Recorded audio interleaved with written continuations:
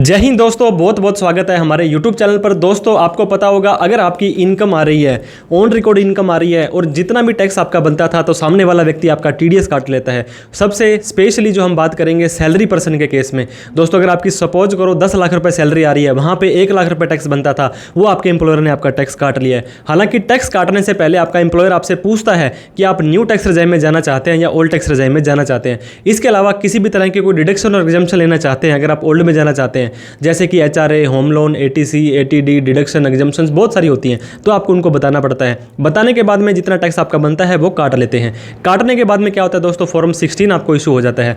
इसके बाद में आप हो जाते हैं पैनिक कि ये मेरा TDS क्यों कट गया, ये मेरा TDS कट गया था, इस TDS को तो मुझे रिफंड मंगवाना है।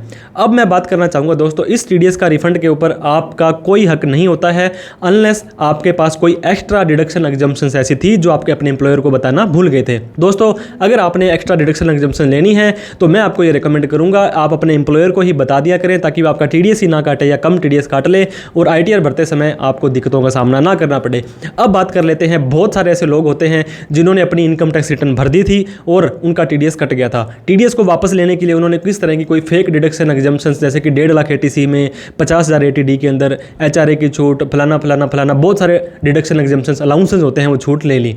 स्पेशली मैं बात करूंगा दोस्तों, जो आर्मी वाले हैं या पैरामिलिट्री है, पुलिस के अंदर है, इस तरह के लोग हैं, वो हमारे देश की सेवा करते हैं। लेकिन दोस्तों आपको इनकम हुई है तो टैक्स देना पड़ेगा। आप पैनिक मत हुआ करें। आपने ITR भर के फेक डिडक्शन लेकर के रिफंड ले लिया है तो बहुत बहुत शुभकामनाएं, आपके अकाउंट में आ गया है। लेकिन आपकी टेंशन खत्म नहीं हुई है, क्योंकि इनकम टैक्स रिफंड बैंक में आने के बाद भी आप यहाँ पे चैन से नहीं सो सकते हैं, क्योंकि इनकम टैक्स डिपार्टमेंट ने बहुत सारा ऐसा मैकेनिज्म बना लिया है। सेक्शन 133(6) के अंदर बहुत सारे लोगों को नोटिस 1 साल 2 साल के बाद भी भेजे जा रहे हैं और उनसे पूछा जा रहा है कि आपने फॉर्म 16 के अलावा कोई डिडक्शन ली थी और उसके अंदर आपने ये डिडक्शन एक्स्ट्रा ली थी, इतने रुपए का रिफंड आपने ले लिया था। मैं आपको प्रैक्टिकली ऐसे बहुत सारे केस हैं जो दोस्तों प्रैक्टिकली बहुत सारे क्लाइंट्स को देखने को मिलते हैं, वो मैं एक केस आपसे डिस्कस भी करूंगा। इसके साथ में ही पेनल्टी और जो इंटरेस्ट है और जो आपको प्रोजिक्यूशंस भी हो सकती है दोस्तों, उसके बारे में डिटेल में डिस्कस करने वाला हूँ। इस वीडियो को बनाने का आपको कोई भी डराने का हमारा कोई मोटिव नहीं है, लेकिन मैं चाहता हूँ कि आप रूल के अकॉर्डिंग चलें। अगर आपने अभी तक अपनी रिटर्न नहीं भरी है, चाहे आप एक टैक्स कंसल्टेंट है, चाहे आप एक कस्टमर है, चाहे आप एक क्लाइंट है, चाहे आप टैक्स पेयर हैं,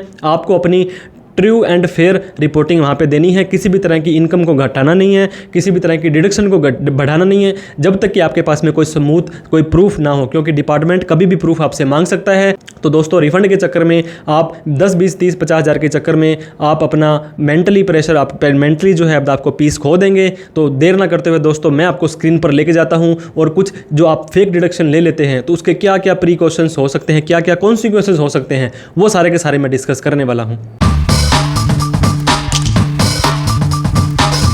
तो दोस्तों ये देखिए, एक नोटिस की तरफ मैं आपका ध्यान लेके जाना चाहता हूं, जिसके अंदर हमें यहाँ पे गवर्नमेंट ऑफ इंडिया, आपको पता होगा भारत सरकार होती है, वो ही सारा का सारा यहाँ पे हैंडल करती है। मिनिस्ट्री ऑफ फाइनेंस है जो कि वित्त मंत्रालय होता है, इनके अंदर इनकम टैक्स डिपार्टमेंट आता है, और इनकम टैक्स डिपार्टमेंट के अंदर इनकम टैक्स का ऑफिस आता है, और उस ऑफिसर का नाम आता है, फिर उस ऑफिसर का वार्ड आता है। सपोज करो कि एक शहर के अंदर इनकम टैक्स डिपार्टमेंट है, तो वहाँ पे 4 अगर आपके वार्ड आ रहे हैं तो चारों ITO अलग अलग वहाँ पे होते हैं। इसके बाद में दोस्तों यहाँ पे लिखा आ रहा है 2 के अंदर मतलब होता है कि इस व्यक्ति को नोटिस जारी किया गया है, उसका पैन नंबर, उसका एड्रेस वगैरह यहाँ पे लिया गया है। अब उस व्यक्ति का यहाँ पे पैन कार्ड लिखा जाएगा, फिर डेट लिखी जाएगी कि किस तारीख को ये नोटिस जारी हुआ था। ये देखिए दोस्तों 14 मई 2023 को जारी हुआ था, और ये जारी कौन सा हुआ था, 31/3/2023 को जो आपने ITR भरी थी। ये ITR आपने पता होगा 31 जुलाई से पहले पहले भर दी होगी 2023। लेकिन अब ये 1 साल बाद, मतलब लगभग 10 महीने के बाद में आपको ये इनकम टैक्स का नोटिस आया है, और जिसमें इन्होंने क्या लिखा है वो मैं आपको डिटेल में पढ़ के बताने वाला हूं। हालांकि यहाँ पे हर कोई भी इनकम टैक्स डिपार्टमेंट अगर आपको किसी भी तरह का कोई नोटिस जारी करेगा तो document identification number, DIN number और लेटर नंबर यहाँ पे जरूर लिखेगा। नहीं लिखता है तो ये नोटिस इनवैलिड हो जाएगा। इसके बाद में लिखा है डियर सर मैसर्स, जो भी आपकी फर्म है, online service of order letter.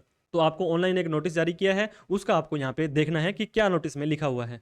इन्होंने दोस्तों ये लिखा है कॉलिंग इन्फॉर्मेशन अंडर सेक्शन 133(6). मैंने आपको बताया था सेक्शन 133 होता है, इतना खतरनाक सेक्शन है कि ये बहुत ज़्यादा इसके डिसएडवांटेज होते हैं। 133(6) है, इनकम टैक्स 1961 है, ऑफ द ईयर 23-24। 23-24 दोस्तों असेसमेंट ईयर है, मतलब 31-30-23 का।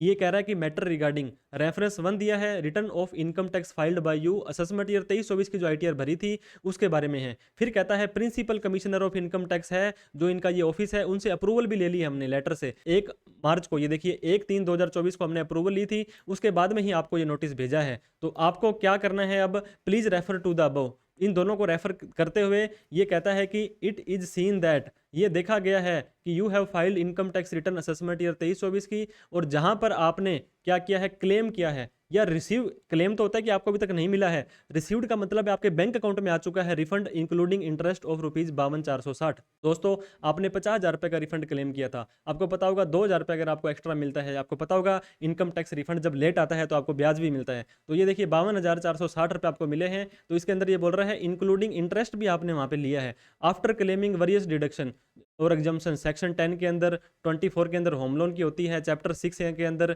80C के अंदर, 80D, DDB, 80DD, GGC, GGU, बहुत सारी यहाँ पे डिडक्शन लिख दी है।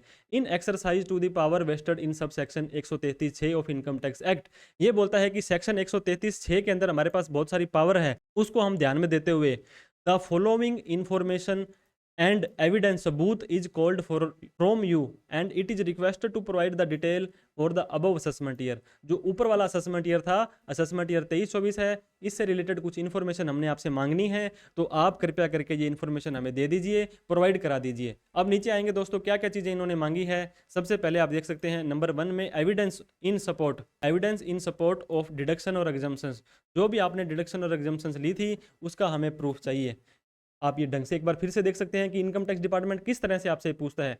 Evidence in support of the deduction exemptions claim under different section sub section of the income tax act of the return filed by you of the above assessment year. इस साल के अंदर आपने सपोज करो 80C के अंदर 1.5 लाख की छूट ली है, आपने HRA की छूट ली है तो वहाँ पे रेंट पेड की रिसीट होगी, 80D की ली है, अगर आपने 80G की ली है, मतलब जो भी डिडक्शन एग्जम्पशंस की छूट ली है उसका एविडेंस चाहिए इनको। एविडेंस क्या होता है, प्रूफ होता है, सबूत होता है।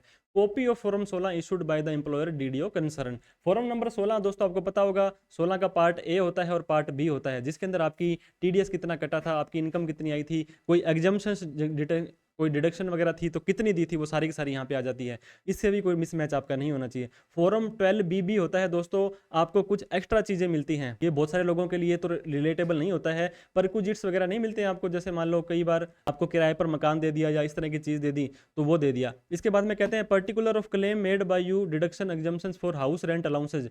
अभी HRA की छूट आपने ले ली है, तो HRA की छूट अगर आपने ली है तो आपको एक रूल पता होगा, इन तीनों में से कम की छूट मिलती है अगर आपने कितना रेंट पेड किया, -10% ऑफ आपकी जो इनकम होती है। इसके बाद में 50% या 40% ऑफ सैलरी होती है, या HRA रिसीव्ड होता है। इन तीनों में से जो कम होता है उसकी छूट मिलती है। 1 लाख से ज़्यादा का अगर आपने रेंट पेड किया है तो सामने वाले लैंडलॉर्ड का ये पैन कार्ड भी आपसे मांग सकते हैं, तो ये चीज़ें आपको ध्यान में देनी है दोस्तों। इसके बाद में अगली जो चीज़ मैं आपसे डिस्कस करना चाह रहा था, interest of housing building deduction under chapter 6A। इतनी तरह की डिडक्शन और एग्जम्पशंस थी, वो सारी की सारी हमें चाहिए जो आपने ITR में क्लेम की थी। अब इसके बाद में जो नेक्स्ट पेज पर मैं आपको लेके जाना चाहता हूं, ये बोलते हैं कि it may be kindly noted that the prior approve of principal commissioner income tax, जो भी इनका ऑफिस था, इस इनकम टैक्स जो व्यक्ति था, इसका इनकम टैक्स का जो प्रिंसिपल लगता था उससे हमने परमिशन ली है इस ITO ने। फिर कहता है it may be note out that piece of mention here above requested called under section 133C once this requisition is received the recipient become oblige. ये कहता है एक बार आपको ये नोटिस मिल गया तो आपकी जिम्मेदारी बन गई है to furnish the information ask और फॉर बिफोर फिक्स डेट। जिस तारीख को हमने आपसे इन्फॉर्मेशन मांगी है उस तारीख को आपको जिम्मेदारी है कि आपको ये सारा का सारा डेटा हमें देना पड़ेगा, नहीं तो आपके ऊपर क्या कर सकते हैं ये आपको बताने वाले हैं। You are requested to provide the above. जब भी आपको ये नोटिस आएगा दोस्तों, ये आपको ई प्रोसीडिंग फैसिलिटी में आएगा। ई प्रोसीडिंग फैसिलिटी मतलब ऑनलाइन अगर आपने इनकम टैक्स पे वेबसाइट पे ID बना रखी थी, या तो वहाँ पे रिप्लाई करें या आपको ईमेल ID देंगे अपनी, वहाँ पे इसको 10 दिनों के अंदर अंदर जिस दिन नोटिस आया था उसके देना है, और इस असेसमेंट ईयर का। फिर ये कहता है अगर आप ऐसा नहीं करते हैं, कंप्लाइंस नहीं देते हैं, तो सेक्शन 272C के अंदर आपको 50 रुपये पर डे की पेनल्टी तो ये लगेगी। It may also be noted that in the case of you are already filed revise return. ये बोलते हैं अब आपके पास में दोस्तों अगर ये नोटिस आ जाता है 31 दिसंबर 2024 से पहले पहले, तो ये बोलते हैं आप अपनी रिटर्न को रिवाइज कर दीजिए। इसके बाद आता है तो आप अपनी रिटर्न अपडेटेड कर दीजिए। आपको पता होगा ITRU जो होती है सेक्शन 139(8)(a) के अंदर होती है, वहाँ पर आप इसे अपडेट कर सकते हैं और करेक्ट कर लें जो आपने मिस्टेक कर दी थी क्लेम करने में, डिडक्शन एग्जाम्पशंस में।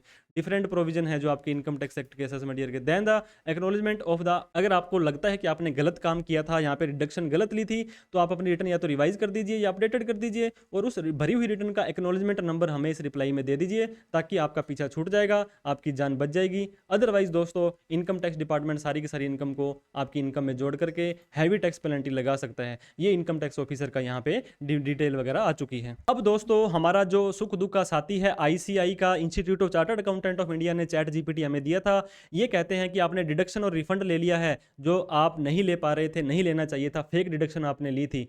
तो इनकम टैक्स एक्ट के अंदर कुछ प्रोविजंस हैं। सबसे पहले तो मैंने आपको ये इसका जो नोटिस का बताया था दोस्तों, 272A(2)(c) के अंदर आपको 500 रुपये पर डे की पेनल्टी लगेगी अगर आप जवाब नहीं देते हैं उस नोटिस का टाइम से। इसके बाद में दूसरा जो है दोस्तों 271(1)(c) है। ये कहता है कि आपने रॉन्ग, गलत इन्फॉर्मेशन आपने भरी थी और वो पाया जाता है कि ये इन्फॉर्मेशन इनएक्यूरेट थी, तो आपको पेनल्टी लगेगी 100% से लेकर 300% ऑफ टैक्स इवेडेड। वो डिपेंड करता है इनकम टैक्स डिपार्टमेंट के ऊपर। फॉर एग्जांपल दोस्तों, अगर आपने 10,000 रुपये का फेक डिडक्शन लेकर के आपने रिफंड ले लिया था, तो इसका 10,000 रुपये से लेकर के 30,000 रुपये तक की जो पेनल्टी है आपको लगाई जा सकती है। मतलब 100% से लेकर के 300% की पेनल्टी आपकी लगाई जा सकती है। 271(1)(d) के अंदर फिर से ये कहता है कि इसी तरह की पेनल्टी दोस्तों 100% से लेकर 300% तक आपकी लगाई जा सकती है। 276(c) एक और खतरनाक है। मैं फिर से आपको बता रहा हूँ, मैं आपको डराने के लिए नहीं बता रहा हूँ, आपको रूल बता रहा हूँ। Under this section wilful attempt to tax, जानबूझ के आपने पेनल्टी को चोरी किया था तो ये आपको imprisonment for a term ranging 6 month to 7 year. ये आप देख सकते हैं दोस्तों। मैं फिर से आपको बता दूं, ये आपकी जो पेनल्टी है ये आपको 6 महीने से लेकर के 7 साल तक की सजा का प्रावधान यहाँ पे है अगर आपने जो टैक्स चोरी किया है 25,000 रुपये से ज़्यादा है। इंप्रिजमेंट रेंज 6 मंथ से 7 ईयर विद इन फाइन, और फाइन अलग से देंगे। सेक्शन 277 बोलता है this section lead with punishment for making false statement in verification which include the fails. गलत क्लेम आपने रिफंड लिए थे, ये आपकी हो सकती है 3 मंथ से लेकर के 7 ईयर तक विद फाइन, फाइन वगैरह भी आपके ऊपर लग सकता है। तो इस तरह से मैं आपको ये दोस्तों, आप भाई हमारे हो, छोटे हो या बड़े हो, आपको ये रिक्वेस्ट करना चाहता हूँ कि आपकी किसी भी तरह की फेक, रॉन्ग, जो मिसलीडिंग इन्फॉर्मेशन है, जो मोस्टली कहाँ होती है, या तो डिडक्शन में होगी या एग्जम्पशन में होगी। 80C वगैरह चैप्टर 6A के अंदर होती है, या आपकी सेक्शन 10 के अंदर बहुत सारी लेते हैं। स्पेशली हमारे फौजी भाई हैं दोस्तों, आप छोटी सी गलती के लिए आपने इनकम कमाई है तो ही तो आपका टैक्स लगा है। इस रिफंड को आप तभी ले सकते हैं जब आपकी कोई एक्स्ट्रा डिडक्शन एग्जम्पशन छूट लेने के लिए रह गई थी। तो इस तरह से आपने अगर अपनी रिटर्न भर दी है और उसके अंदर कोई फेक डिडक्शन वगैरह लिया था, तो इनकम टैक्स डिपार्टमेंट वाले कहते हैं आप अपनी रिटर्न को रिवाइज कर दीजिए। अगर आपने अभी तक अपनी रिटर्न नहीं भरी है तो फेक डिडक्शन मत लीजिए। पिछले किसी भी साल की थी तो उसके अंदर आपकी अपडेटेड ITR जो है ITRU भी भर सकते हैं। इनकम टैक्स से रिलेटेड आपको किसी भी तरह की डाउट, क्वेरी, क्वेश्चन हो 88,750,42,000 आप हमें कॉल कर सकते हैं, मैसेज कर सकते हैं, व्हाट्सअप कर सकते हैं। हम आपकी हेल्प करने के लिए हमेशा तैयार रहेंगे। फेक डिडक्शन मत लीजिए, मत लीजिए, मत लीजिए। वीडियो देखने के लिए बहुत बहुत धन्यवाद। लाइक, शेयर, सब्सक्राइब, फॉलो करना ना भूलें। Thank you so much. जय हिंद, जय भारत।